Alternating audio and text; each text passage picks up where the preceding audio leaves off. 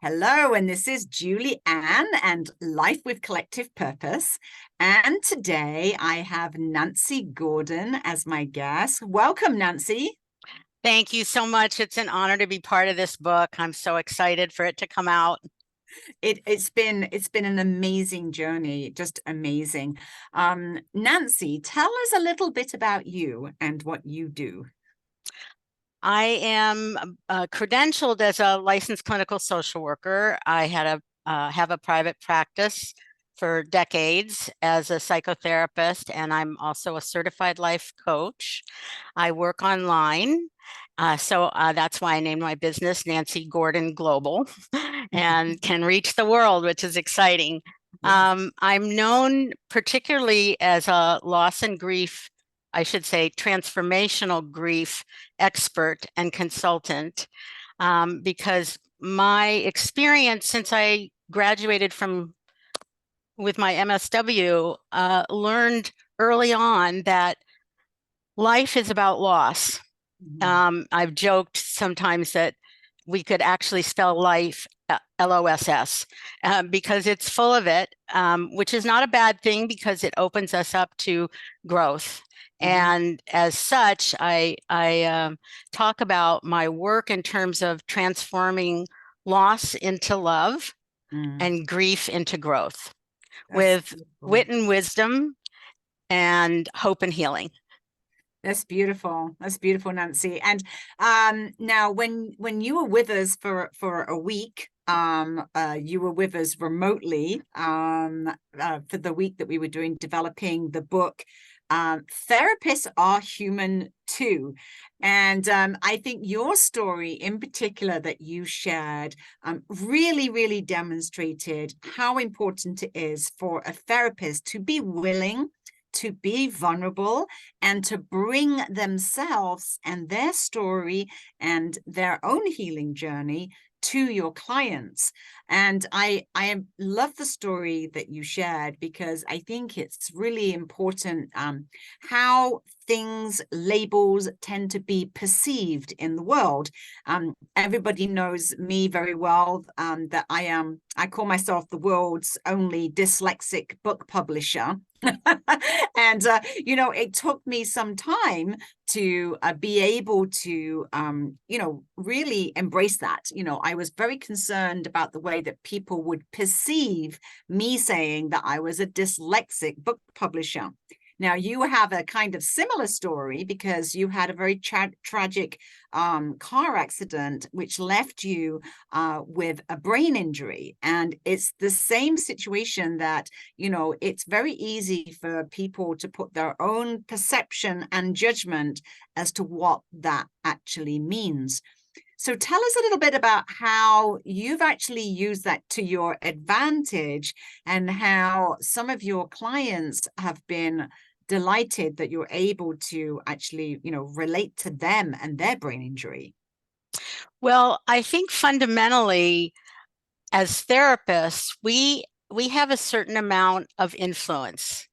And when that influence is used in the service of clients, it's very powerful transformation because we then are sort of mentoring by our own experience. Yes. And that one of the things that I hear from a lot of clients is, wow, you really understand. Wow, you really get me. Wow, you know. And I think that I have always in my practice, always used my own journey delicately or carefully, strategically, as part of how I work with clients because of the influence we have, we are also sort of mentors and we inspire, we motivate. And that's the place that I come from when I share particular information of my journey, because if I can do it, you can do it. And that's very powerful healing for the client. It is also very powerful. There's that reciprocity of healing between client and therapist or healer that as we share and see that our we can sort of make lemonade out of lemons of our own journey when we share it, appropriately, that it not only helps the client, it also helps us to feel like, sometimes I've thought, wow, I'm really glad there has been this kind of purpose in what basically the hell that I've experienced. So, it's Yes. like, Yeah. some of these places have been really dark, really traumatic. This car accident was very traumatic and derailed my life in ways that I had no imagination that was going to happen. But I have risen, like a phoenix from the ashes. And Yes. that's what I help people see they can also do because I did it. It's so your story is so inspiring, Nancy. And in your chapter in the book, you talk about your client Jean, who had a brain injury herself, and you use that as an example to show how you were really able to relate to Jean, because she said, you're talking my language. You understand what it actually means to have a brain that operates in a different way. And I felt that, you so beautifully explained, as you said, almost bringing purpose to your own healing journey Mm-hmm. by sharing that with your clients, and then they say, oh, you actually understand me, nobody else understands me. Yes. And being a sort of recovering perfectionist, which I talk a little bit about in my chapter, um, it was very, very scary to go back into practice after I took time away from my work and sort of had to start all over with my Mm-hmm. practice after I healed enough, mentally, emotionally, spiritually, and physically from that car accident. And so Jean was the first client that I had been referred to me by someone who knew that I had a mild traumatic brain injury and met me and thought, oh, I would really help her. And boy, have I! I'm still working with her, and Wow. the transformation she has made is uh, it gives me goosebumps. Yes. No Yes. kidding. It's I'm so honored to work with her. So honored of how she has utilized my methodology with her, which is 7 powerful practices to manage your mind and heal your heart. And I've worked with her over and over again, all those 7 practices. And over time, I reflect back to her, um, look at how you've changed. Look at, you thought of that. I didn't have to tell you that. You're practicing, step number 1 or 2 or whatever. Yeah. And when it came time, when I was invited to be part of this book and was asked to think about what story would I write and submit about that, um, there was no question. I didn't think of anybody else in my practice but Jean. And I Wow. talked to Jean about that, that I was considering doing that and how would she feel if I did that. She was very honored and really excited. And I have incorporated her real name. We discussed that, and direct quotes from her. And so in the chapter, people will read really how she explained her own experience of being part of the book and her experience of working with me with a traumatic brain injury. But, despite the fact that in my prior, you know, work with clients for decades, and I shared, parts of my story or my own healing, never had I shared that I had a brain injury. Wow. And you know, what is more shameful to talk about than shame?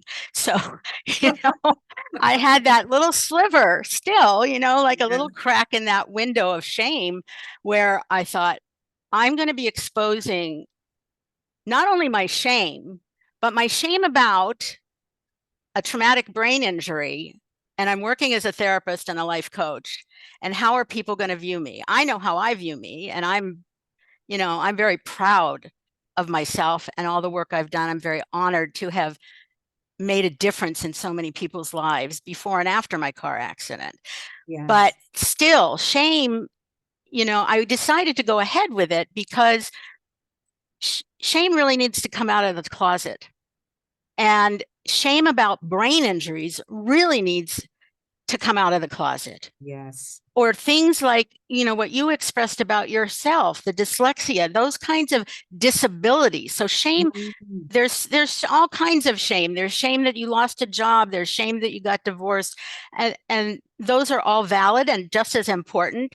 But in terms of a cultural perspective, when you talk about disabilities, Mhm. and about a brain injury, nobody's talking about that. And yet I know that anyone who has suffered a brain injury has some degree of shame. They have lost a part of themselves. How much is so individual to each person, because the brain injury isn't just a brain injury. A brain injury is, well, what part of the brain, how much of the brain, there is neuroplasticity in the brain, which I thankfully found out about and did a lot of work on my own before I went back to a practice with just, improving all my brain functioning and Yes. sleep functioning, because sleep affects your cognition, so whether you have a brain injury or not. So Yes. all of those things were so important. And I felt that adding Jean so intimately into my chapter Hmm.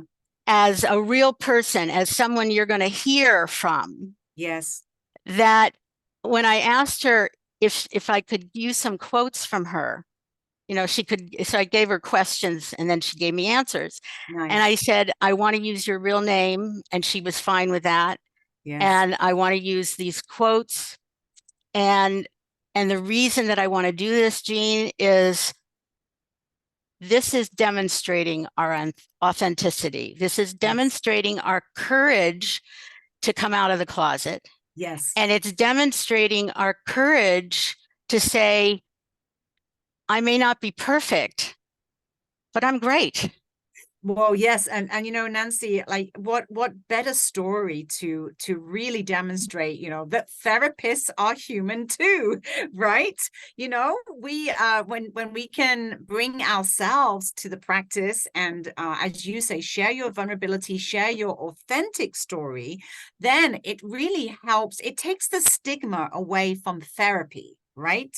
Right. Because there is a very sort of old perception of therapy where the therapist is, taking notes and listening and not really bringing any of their own personality, to the therapy. But And this is a very different way of doing it, isn't it? yes, and I think, I talk about this in my chapter, what you're talking about now, about the being trained. I was trained in the 80s, Mm. or actually 1980 was when I got my master's. So I go way back and way back. I know I don't look that old. Isn't that great? But but but honestly, when I was being trained in graduate school, we were trained under the belief and almost kind of like a rule, Mm. it could seep into our ethics in terms of our licensing, that Yeah. we don't disclose personal information. I was taught at that time, we don't even say whether we're married or not, Right. straight or gay, nothing. Yeah. And as I embraced that in the beginning, and I was kind of like following the rules. Yes. And then Yes. I think, as in most professions, when you get to a certain place in your expertise and Yes. your skill level, it's no longer about the training. It's Yes. about how you work, Yes. how you engage in your role. And Yes. so I'm a very relationship oriented person. And so I was am a very relationship oriented therapist and coach. So as part of that relationship, there is that reciprocity that I saw so much value in, of Yes. sharing some of my struggles and how I succeeded in overcoming them, how I Yes. transformed loss into grief and into growth, and loss into self-love.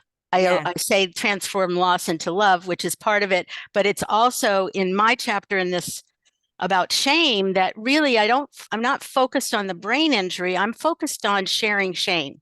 That sharing shame, whatever your shame is about, is a path to self-love, because Mhm. shame, virtually by inherent in the definition of shame, you are separated from yourself, from your higher Mhm. self, from your divine self, from your self-love. Yes. Yeah. Because how could you have shame if you're not separated? Right. So so Right. the, you know, that actually goes way back before starting with Jean. That goes back to my real love of my work, which is helping people through pet loss and grief, or consulting with veterinarians and, you know, animal related companies about how to really navigate pet loss and Mhm. grief. Yes. And coming out with a book called I Miss You Already, Bearing the Unbearable Loss of Your Pet, which is about a stage of grief that no one really talks about very much. That's called anticipatory grief.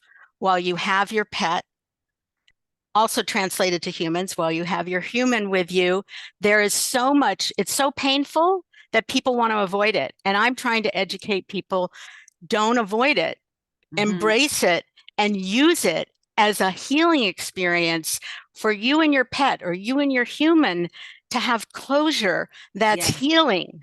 Yes. Yes. So, It's so beautiful. I love the way that you're explaining, the relationship between, grief. Because we think of grief as you say, grief and loss of, losing, a loved one, whether it's a pet or a human being. But as you're saying, grief can be the loss of the way that you were used to be, so you lose, when before your car accident, you functioned in a different way to the way that you function now. And so I think it's such a beautiful way of explaining that the therapy that you do around loss also is to help people understand that if they have lost something of themselves, they've lost some cognitive function, or because of a car accident, or because of some other event, maybe a disease, to be able to help people to understand that giving yourself self-love is so important, and that we can all heal if only we are really willing to be vulnerable, and as you say, be in that relationship where you're both sharing the same language and the same experiences, so that mhm. now the patient can feel like, I'm not alone here. This person is a human being. There's not just a therapist. This person is an actual human being, an authentic, vulnerable human being that's helping me to understand that it's okay how other people may perceive, a label, right? Yeah, And it's important to educate what that means. I mean, that's right. why I ended up doing a TEDx talk about dyslexia, because it's perceived as a disability, but what I actually say in my TED talk, just like a brain injury, a dyslexia is just your brain functions in a different way. It's the same thing. I Right, mean, basically, right. but we have big right brain creative brains, but our left brain processing brain is not as big as other people. And Right. so helping people to understand that yes, we're all human beings, but we have different brains, right?